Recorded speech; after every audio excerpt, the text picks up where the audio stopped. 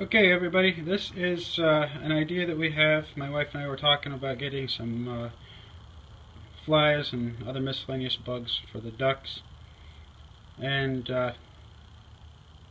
through the process of talking we thought maybe it would be neat to have a little fly catcher, but we didn't know how to do that without trying to go either stun the flies or go and try to catch them by hand. Alright, so what I did, I got one of these that I haven't done this with yet. So I took a 2x4, just a junk 2x4, and I put the canning lid, the flat, down, and then, let me grab it over here, I took a nail, and yes, I'm using a ball peen hammer. No, that's probably not the specific use for a ball peen hammer, but I took a ball peen hammer, drove the nail through in 4 places. Just did a standard X, and then after that was done, I'll show you the finished one. Alright, so what I did, it's kind of a square, or depending on which way you look at it, maybe an X.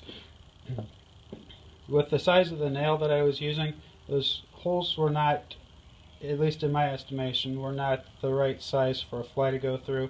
So I took a larger Phillips head screwdriver and I just drove the Phillips screwdriver through those existing holes.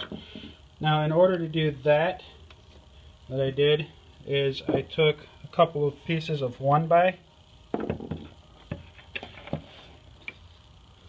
set them parallel, but close enough that I could put the flat on. Let's do this here.